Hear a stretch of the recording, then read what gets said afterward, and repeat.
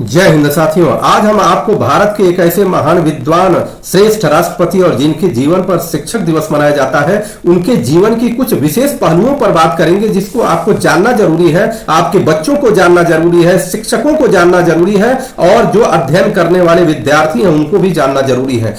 सर्वपल्ली राधाकृष्णन की वो बात मैं बता करके आपको सुना करके उनकी बात को कहना प्रारंभ करता हूं। डॉक्टर सर्वपल्ली राधाकृष्णन ने इस बात को कहा कि सुविधाओं से व्यक्ति महान नहीं होता, कागज की जहान में जान नहीं होता, आगे बढ़ते रहें, परिश्रम करते रहें तो आखिरी मंजिल का कोई मुकाम नहीं होता। 5 सितंबर 1888 को चेन्नई के एक छोटे से गांव तिरुताली में जन्म लेने वाले, जिनके पिता पी रामास्वामी और माता श्रीमती सीता झा थी, उनके घर में जन्म लेने वाले ऐसे सर्वपल्ली राधाकृष्णन एक गरीब ब्राह्मण थे, जिनका भोजन, जिनके परिवार के भोजन की व्यवस्था उस समय कठिन थी। और चूंकि वह पुस्तैदी गांव का नाम सर्वपल्ली था, उन्होंने संकल्प लिया कि हम अपने गांव की महिमा को ऊपर बढ़ाएंगे, इसलिए अपने नाम के आगे सर्वपल्ली रख लिया। 4 भाई और 1 बहन में ऐसे कर्मठ और जुझारू व्यक्ति जो किसी भी परिस्थिति में जीवन यापन करके श्रेष्ठ कार्य करने की क्षमता रखने वाले सर्वपल्ली राधाकृष्णन जी को आज हम नमन करते हैं। साथ साथ इस बात को हमारे नौजवानों को, हमारे उन गरीब भाइयों को या हमारे गरीब बच्चों को या ऐसे बच्चों को जो जीवन में कुछ करना चाहते हैं उनके लिए एक शिक्षा है। 15 वर्ष की आयु में शिवकामू नाम की महिला से, लड़की से शादी होती है और एक छोटे से उम्र में, सोचिए शिवकामू 10 वर्ष की लड़की थी, इस उम्र में शादी होती है और 1900 और शादी होती है। उसके पहले 1906 में वह चेन्नई के क्रिश्चियन कॉलेज में उन्होंने अपनी शिक्षा बीए की डिग्री हासिल किया। उसके बाद आर्थिक स्थिति खराब होने के कारण उन्होंने आगे की पढ़ाई नहीं किया, आगे की पढ़ाई रोक दिया और अपने पिता के साथ काम में हाथ बटाने लगे, ट्यूशन पढ़ाने लगे और घर का जीवन यापन के लिए, घर के लोगों की आवश्यकताओं की पूर्ति के लिए ट्यूशन पढ़ा करके पैसा ले आते थे और लोगों की आवश्यकता की पूर्ति होती थी। परंतु उनके मन में शिक्षा के प्रति इतनी श्रद्धा थी कि उनको यह संकल्प था कि हमें डिग्रियां लेना है, हमें शिक्षित बनना है और इस तरह से वो संकल्प उन्होंने 1909 में एमए की डिग्री हासिल करके वो पूरा किया। और इस प्रकार से वह ऐसे विषम परिस्थितियों में आगे बढ़ते हुए और आगे बढ़े। उनकी इच्छा थी कि ऑक्सफोर्ड विश्वविद्यालय में मैं शिक्षा प्राप्त करूं, परंतु दुर्भाग्य था कि पैसे की कमी थी, जिसके कारण ऑक्सफोर्ड विश्वविद्यालय में वह शिक्षा प्राप्त नहीं कर सके।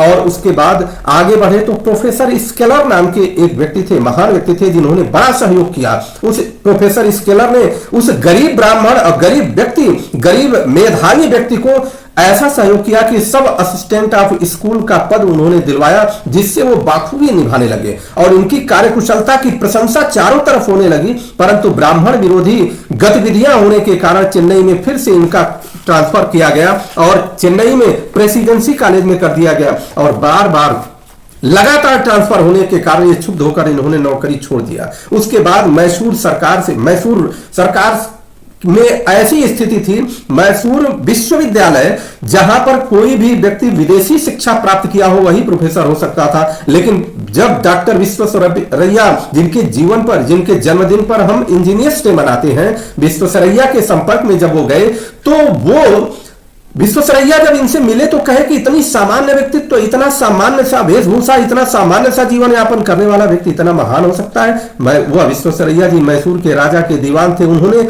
मैसूर के राजा से अनुरोध किया कि ऐसे महान व्यक्ति को इस विश्वविद्यालय में होना जरूरी है और सारा प्रोटोकॉल को हटाते हुए उनको नियुक्ति मिली 1918 में। अब ध्यान दीजिए, 18 में राधाकृष्णन जी को जब मैसूर कॉलेज में नियुक्ति मिली तो वहां के बच्चों ने पूछा कि सर, आप यहां तो एक एलिजिबिलिटी है कि आप बाहर के किसी न किसी विश्वविद्यालय से शिक्षा प्राप्त किए हो, परंतु आपने कहां से प्राप्त किया है? उन्होंने कहा कि बेटा, मैंने बाहर की विश्वविद्यालय से कोई शिक्षा नहीं प्राप्त किया, परंतु यह भी तुम्हें विश्वास दिलाता हूं कि मैं बाहर के विश्वविद्यालय में पढ़ाने जरूर जाऊंगा। लगातार शोध और लगातार अध्ययन के कारण उन्हें डॉक्टरेट की उपाधि मिली और उसके बाद वहां से उन्होंने उस नौकरी को छोड़ दिया, कारण उनको अस्थायी नियुक्ति वहां पर नहीं मिली। और मैसूर कॉलेज में लोकप्रिय हो जाने के कारण जब उसके बाद भी अस्थायी नियुक्ति नहीं मिली तो वो छोड़ करके 1925 में इंडियन फिलोसफिकल कांग्रेस की प्रथम अधिवेशन कराए और कलकत्ता विश्वविद्यालय चले गए। और उसके बाद 1931 में आंध्र विश्वविद्यालय के वह उप कुलपति बनाए गए। जीवन किस तरह से उनके जीवन को आगे बढ़ा रहा है,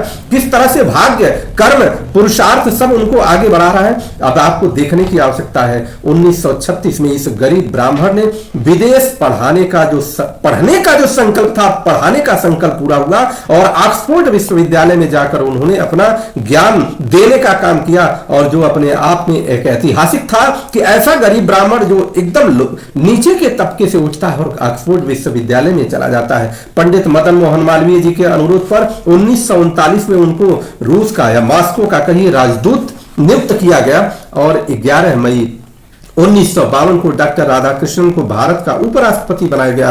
12 मई 1962 को डॉक्टर राधाकृष्णन को भारत का राष्ट्रपति बनाया गया। 4 बेटियां और 1 पुत्र वाले डॉक्टर राधाकृष्णन जी एक गरीब ब्राह्मण थे। बहुत तरह की उन्होंने जलालत झेली, जगह जगह ब्राह्मणों के विरुद्ध चलने वाले अभियान को भी झेला, परंतु इन सारी चीजों से विचलित न होकर के उन्होंने सिद्ध किया कि अगर आपके पास संकल्प है तो ईश्वर आपकी व्यवस्था करता है। ऐसे व्यक्ति हमारे बीच में सन 1967 में आप मैसूर राष्ट्रपति का कार्यकाल जब समाप्त होता है तो 1975 में उनका 17 अप्रैल को देहावसान हो जाता है। ऐसे महान व्यक्तित्व का शिक्षक दिवस क्यों मनाया जाता है? एक बार कुछ बच्चे उनको बधाई जन्मदिन पर देने के लिए गए तो उन्होंने स्पष्ट कहा था कि अगर इस राष्ट्र को सर्वश्रेष्ठ बनाना है, इस राष्ट्र को दुनिया में स्थापित करना है और तुम्हें कुछ करना है तो सारे अध्यापकों का सम्मान करो, अध्यापकों का दिवस मनाओ, तब जाकर के तब से शिक्षक दिवस मनाया जाता है। एक और सुंदर बात है इनके, मेरे जो समझ में आता है कि मैसूर विश्वविद्यालय या कहीं भी वो पढ़ाए हों, परंतु एक बड़ी बात है इन विषम परिस्थितियों में उन्होंने ज्ञान देने का काम किया, ज्ञान लेने का काम किया और किसी भी प्रकार का बिजनेस नहीं किया, दुकानदारी नहीं किया, कोई भी नहीं किया। इसलिए ऐसे व्यक्ति, विद्वान व्यक्ति के नाम पर शिक्षक दिवस मनाया जाता है। आप सभी साथियों को हमें अनुरोध है कि आप जानिए ऐसे महान व्यक्तित्व को, बच्चों को बताइए जिससे बच्चे जाने कि हमारे लिए सुविधा का बड़ा महत्व नहीं है, संकल्प का महत्व है। जब संकल्प मजबूत